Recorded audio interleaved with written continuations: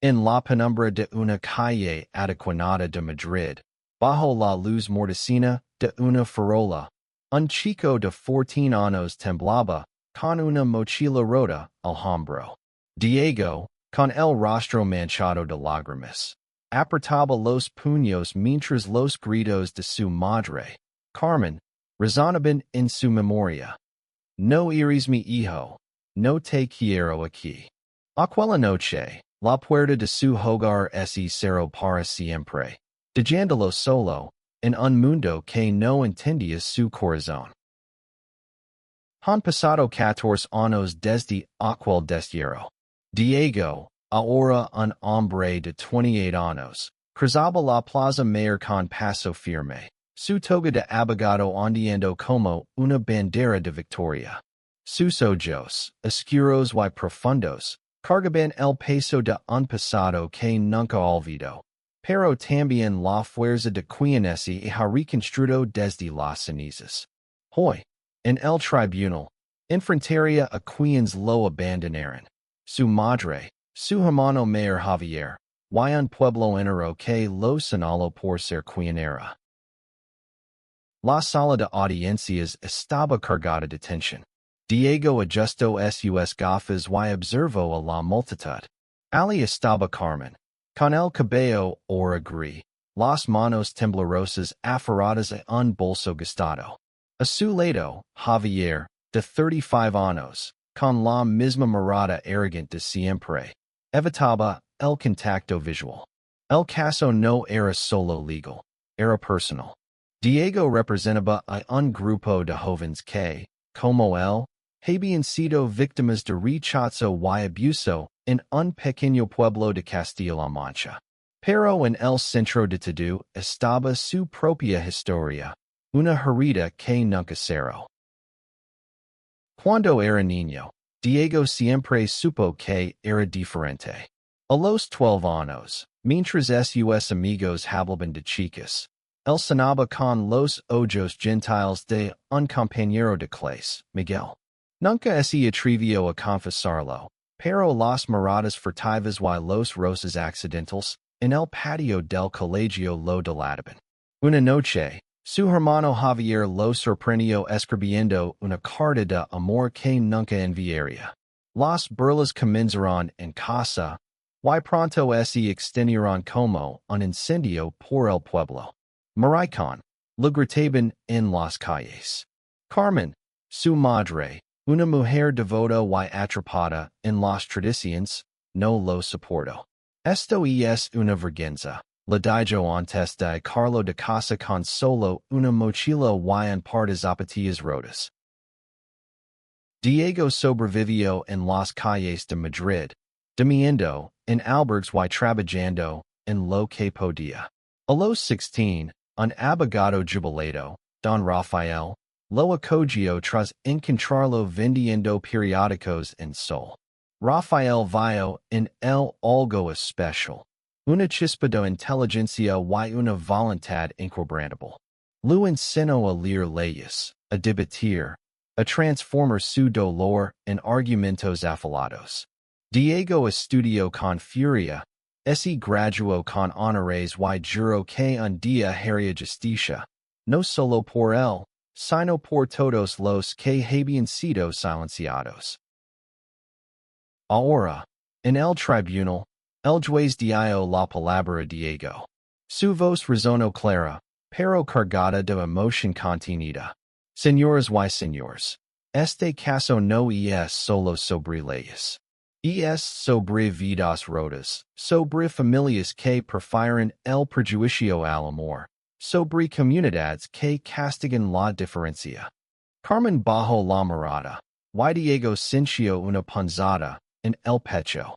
No quería venganza, quería que entendieran.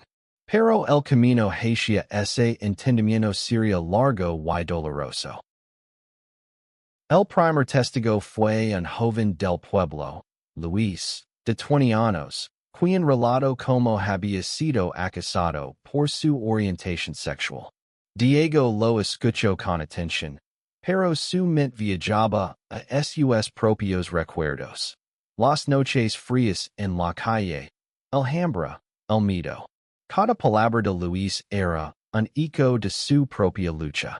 Cuando terminó, Diego se levantó y comenzó su interrogatorio, desmantelando con precisión las excusas de los acusados. Líderes comunitarios, maestros, incluso vecinos que habían participado en el ostracismo. La jornada terminó con el tribunal en silencio. Diego salió al pasillo, donde un joven abogado, Alejandro, lo esperaba. Alejandro, de 30 años, con cabello rosado y una sonrisa cálida, había sido su apoyo durante meses. Lo estás haciendo increíble, le dijo, poniendo una mano en su hombro. Diego sonrió débilmente, pero su corazón latía rápido. Entre ellos había algo más que camaradería, pero Diego aún no estaba listo para nombrarlo. No después de todo lo que había perdido. Esa noche, en su pequeño apartamento en Lavapiés, Diego revisó sus notas. Las fotos de su infancia, guardadas en una caja bajo la cama, lo llamaban. Sacó una imagen de él y Javier llegando en un parque, antes de que todo se rompiera. Las lágrimas cayeron, pero las secó rápidamente. Mañana volvería al tribunal, y no solo como abogado, sino como el chico que se negó a ser olvidado. El segundo día en el tribunal amaneció con un cielo gris, que parecía reflejar el peso en el corazón de Diego. Mientras caminaba hacia la sala, sintió el frío de Madrid colarse por su abrigo. En su mente, las palabras de Alejandro resonaban. Tú puedes con esto. Pero enfrentar a su madre en el estrado no sería solo un acto legal.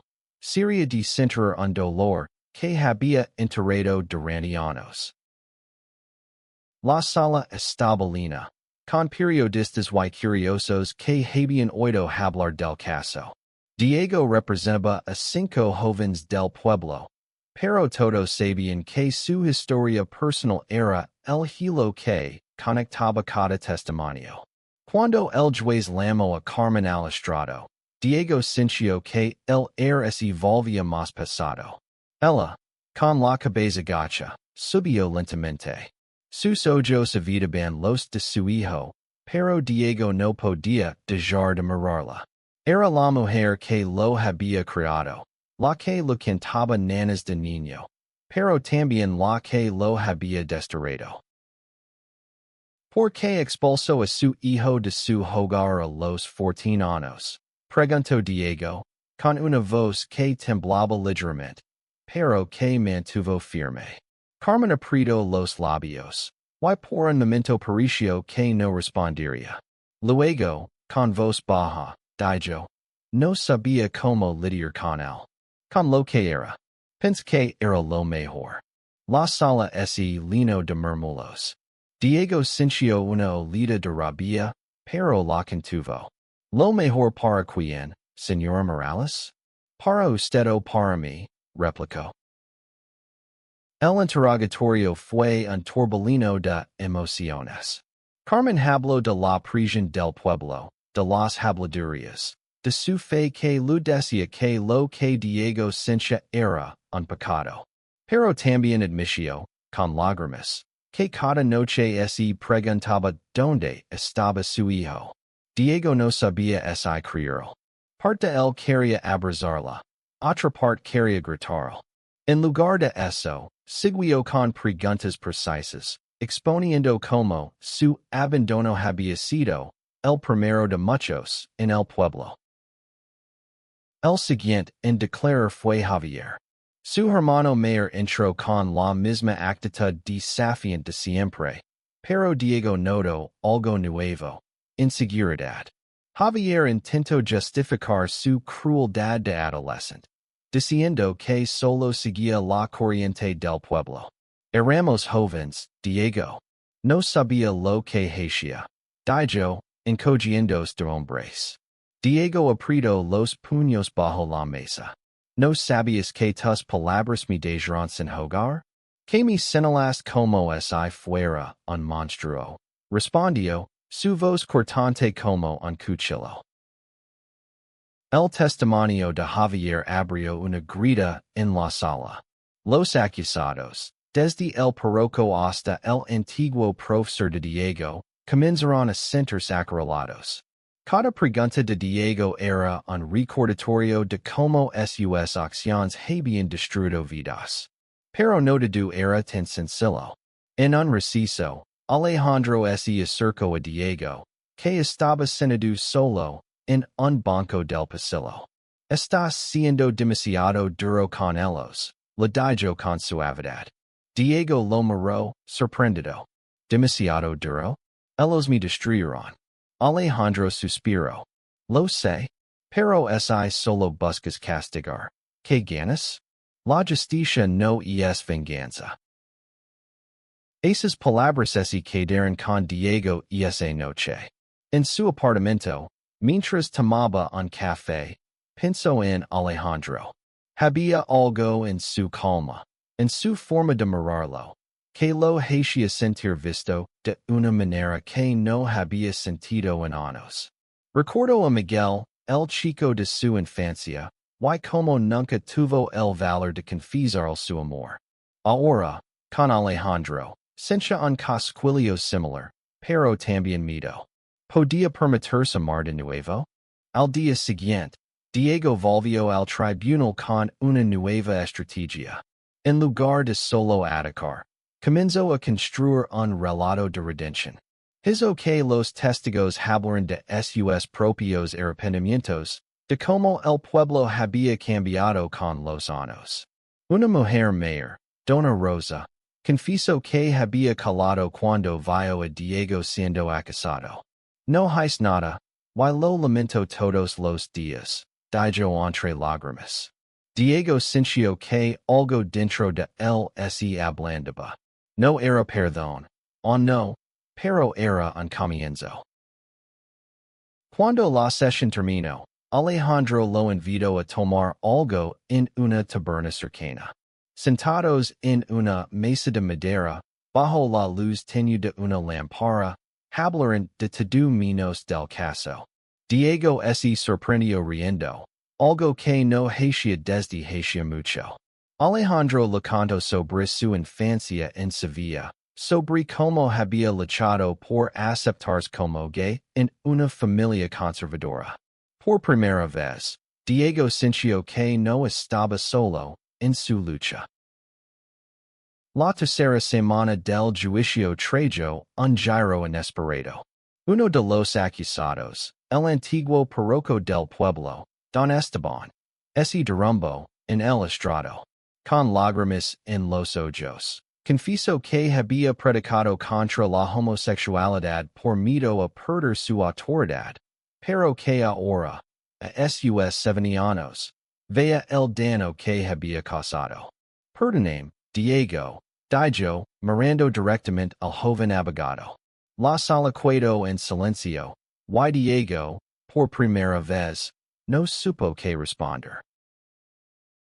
Ese momento marcó un cambio. Los medios comenzaron a cubrir el caso como una historia de redención, no solo de castigo.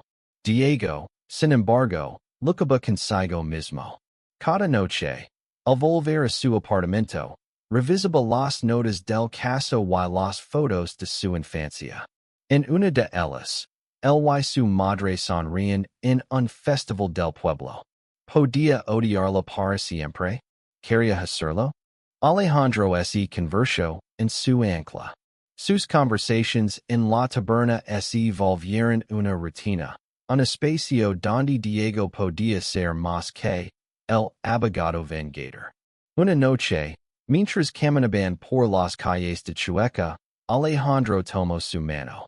Diego se tensó, pero no la soltó. No tienes que cargar todo solo, le dijo Alejandro. Diego sintió un nudo en la garganta. Por primera vez en años, dijo que alguien se acercara. En el tribunal, Diego comenzó a enfocarse en los testigos más jóvenes. Una chica, Elena, de 18 años, habló sobre cómo el pueblo había cambiado gracias a los esfuerzos de algunos activistas. Ahora hay un grupo de apoyo para chicos como yo. Dijo, mirando a Diego con admiración. Él sintió una chispa de esperanza. Tal vez su lucha estaba marcando una diferencia. Pero no todo era progreso. Javier, su hermano, seguía siendo un muro. En una audiencia, intentó culpar a Diego por provocar al pueblo con su forma de ser. Diego lo interrumpió con furia contenida. ¿Provocar? Yo solo quería serio. La sala estalló en murmullos. Y el juez tuvo que pedir orden. Y esa noche, Diego no pudo dormir. Las palabras de Javier reabrieron heridas que creía cerradas. Alejandro lo encontró en un parque al día siguiente, sentado en un banco con la mirada perdida. No dejes que te arrastre de vuelta al pasado, le dijo. Diego lo miró, vulnerable. No sé si puedo seguir, Alejandro. Esto me está matando. Alejandro se sentó a su lado y, sin decir nada, lo abrazó. Diego se permitió derrumbarse, solo por un momento. El juicio continuó.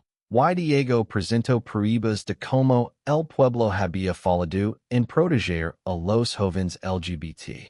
Documentos, testimonios, incluso cartas anónimas de vecinos que ahora apoyaban la causa. La presión sobre los acusados crecía, pero también la sensación de que algo más grande estaba en juego. No solo justicia, sino cambio. El cuarto segmento del juicio trajo una revelación que nadie esperaba. Una testigo sorpresa, María, una antigua vecina de Diego, presentó una carta que había encontrado en la casa de su difunta madre. Era una carta de Carmen, escrita años después de echar a Diego, donde confesaba su arrepentimiento. No pasó un día sin que piense en mi pequeño, decía. Diego leyó la carta en la sala. Y su voz se quebró por primera vez. Carmen salazaba en el estrado, incapaz de mirarlo. El público estaba dividido. Algunos veían a Carmen como una víctima de su tiempo, otros, como una madre que había fallado. Diego no sabía qué sentir. Y esa noche, en la taberna con Alejandro, confesó. Quiero odiarla, pero no puedo. Y es mi madre. Alejandro lo escuchó en silencio, dejando que las palabras fluyeran. Luego, con suavidad, dijo, tal vez no se trata de odiar o perdonar. Tal vez se trata de entender. El juicio tomó un rumbo más humano. Diego comenzó a interrogar a los acusados no solo como abogado, sino como alguien que buscaba respuestas. ¿Por qué el silencio? ¿Por qué nadie me defendió? Preguntó a un antiguo profesor. El hombre, avergonzado, admitió que temía perder su empleo. Cada confesión era un paso hacia la verdad, pero también un recordatorio de lo frágil que era la comunidad que Diego había llamado hogar. Fuera del tribunal, la relación con Alejandro se profundizaba. Una noche, después de un largo día, Diego lo invitó a su apartamento. Entre risas y vino, se besaron por primera vez. Fue un momento de vulnerabilidad y esperanza, pero también de miedo. Diego lavaba las cicatrices de su pasado, y confiar en alguien nuevo no era fácil.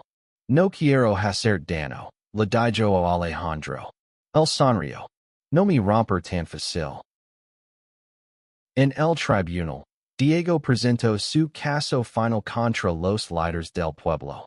Usó estadísticas, historias, y su propia experiencia para pintar un cuadro de negligencia sistemática. Pero también habló de esperanza, de como el pueblo podía cambiar. Propuso un programa de educación y apoyo para jóvenes LGBT, financiado por los acusados como parte de su reparación. La idea fue recibida con aplausos por algunos, pero con resistencia por otros. Javier, sin embargo, seguía siendo un obstáculo. En una audiencia, lo confrontó directamente. ¿Por qué nunca me buscaste? ¿Sabías dónde estaba? Javier, por primera vez, no tuvo una respuesta arrogante. Bajo la mirada y murmuró, tenía miedo. Diego no supo si era una disculpa o una excusa. Pero algo en él se rompió. No era el hermano que recordaba, pero tampoco era un extraño. El quinto segmento del juicio fue el más intenso. Diego llamó a testigos que no solo hablaron de su propio dolor, sino de cómo el pueblo estaba cambiando. Un joven, Carlos, de 22 años, relató cómo había encontrado apoyo en un grupo LGBT local, inspirado por el caso de Diego. Si él pudo salir adelante, yo también, dijo. Diego sintió un nudo en la garganta. Por primera vez, vio que su lucha no era solo por él. Carmen volvió al estrado, esta vez por iniciativa propia. Con voz temblorosa, habló directamente a Diego. No espero que me perdones. Pero quiero que sepas que te he querido siempre. Aunque no supe demostrarlo. La sala quedó en silencio. Diego sintió que el tiempo se detenía. No respondió, pero sus ojos brillaban con lágrimas contenidas. Esa noche, Alejandro lo llevó a un mirador en las afueras de Madrid. Bajo las estrellas, hablaron de sus sueños.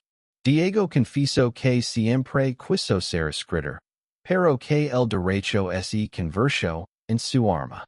Alejandro, con una sonrisa, le dijo, todavía puedes escribir tu historia. Diego lo miró, y por un momento, el peso de su pasado se sintió más ligero. En el tribunal, Diego comenzó a hacer su caso. Presentó pruebas finales, incluyendo grabaciones de vecinos que ahora apoyaban a los jóvenes LGBT del pueblo. Pero también habló de su propio viaje, de cómo el abandono lo había moldeado, pero no lo había definido. No estoy aquí para destruir, dijo.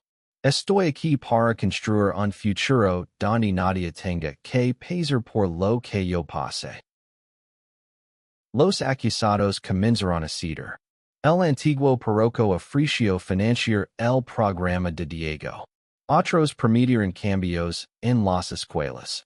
Pero Javier seguía en silencio, un recordatorio de que algunas heridas tardarían más en sanar. Diego no lo presionó. Sabía que el cambio no llegaba de un día para otro.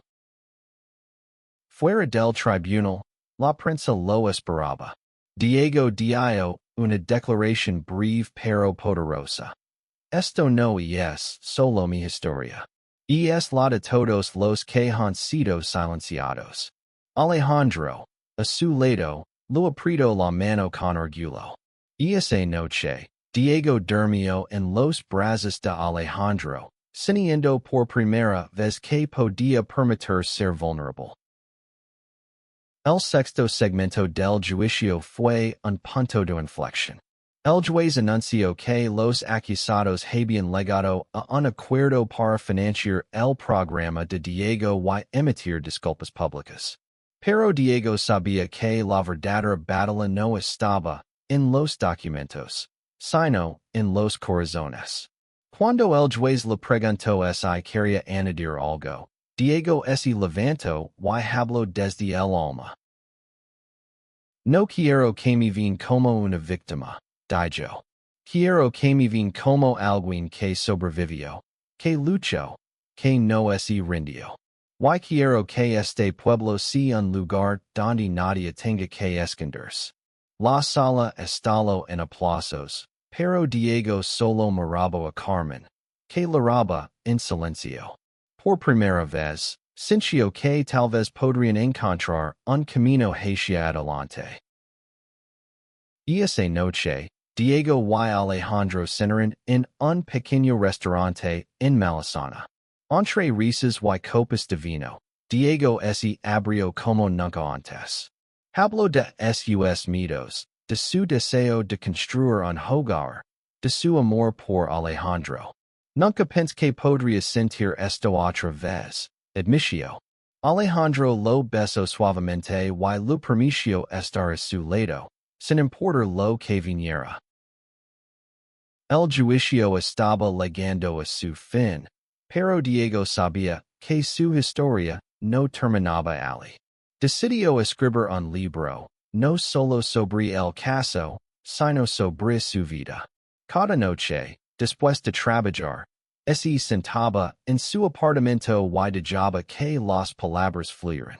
Alejandro lo animaba, corrigiendo borradores y traendo el café. Era una rutina simple, pero para Diego, era un sueño. En el tribunal, Javier finalmente habló. En una audiencia final, se levantó y, con voz temblorosa, dijo, no supe ser tu hermano, Diego. Pero quiero intentarlo ahora. Diego lo miró, sorprendido. No estaba listo para perdonar, pero asintió. Era un comienzo. El pueblo comenzó a cambiar. El programa de Diego se puso en marcha, con talleres y grupos de apoyo. Los jóvenes del pueblo, como Elena y Carlos, se convirtieron en líderes de un nuevo movimiento. Diego visitó el pueblo por primera vez en años, y aunque las miradas ondulaban, también vio sonrisas de esperanza. El día del veredicto llegó con un sol brillante que iluminaba Madrid. La sala estaba llena, pero Diego sentía una calma que no había sentido en años. El juez anunció que los acusados serían responsables de financiar el programa de Diego y de realizar trabajos comunitarios. Pero lo más importante no era el castigo, sino el cambio que ya estaba ocurriendo. Carmen se acercó a Diego después de la audiencia. No espero que me perdones, dijo, con lágrimas en los ojos. Pero quiero que sepas que estoy orgullosa de ti. Diego no respondió, pero tomó su mano por un momento. Era un gesto pequeño, pero significativo. No sabía si algún día podrían reconstruir su relación, pero estaba dispuesto a intentarlo. Javier también dio un paso adelante. Invitó a Diego a tomar un café, y aunque la conversación fue torpe, hablaron de los viejos tiempos. Diego se sorprendió al descubrir que su hermano había estado luchando con su propia culpa durante años. No supe cómo ayudarte, admitió Javier. Diego asintió. Tal vez ahora podemos aprender juntos. El libro de Diego, titulado Un chico sin hogar, se publicó meses después. Fue un éxito, no solo por el caso, sino por la honestidad con la que hablaba de su dolor, su amor y su esperanza. En la firma de libros, Alejandro estaba a su lado, sonriendo con orgullo. La prensa lo llamó el abogado que cambió un pueblo, pero para Diego, era solo un hombre que había encontrado su voz. Un año después, Diego y Alejandro se mudaron juntos a un apartamento con vistas al retiro. Cada mañana, Diego escribía, y cada noche, Alejandro lo leía sus borradores. El pueblo de Castilla-La Mancha comenzó a ser conocido no por su intolerancia, sino por su transformación. Los jóvenes LGBT del pueblo enviaban cartas a Diego, agradeciendo por darles esperanza. En una noche tranquila, mientras miraban las estrellas desde su balcón, Diego tomó la mano de Alejandro. Gracias por no dejarme render, dijo. Alejandro sonrió. ¿Tú nunca te rendiste, Diego? Solo necesitabas a alguien que te lo recordara. La historia de Diego no era solo la de un chico abandonado. Era la de un hombre que convirtió su dolor en un faro de cambio. Y aunque las cicatrices nunca desaparecieron, supo que había encontrado algo más fuerte que el odio, el amor, la justicia, y la posibilidad de un nuevo comienzo.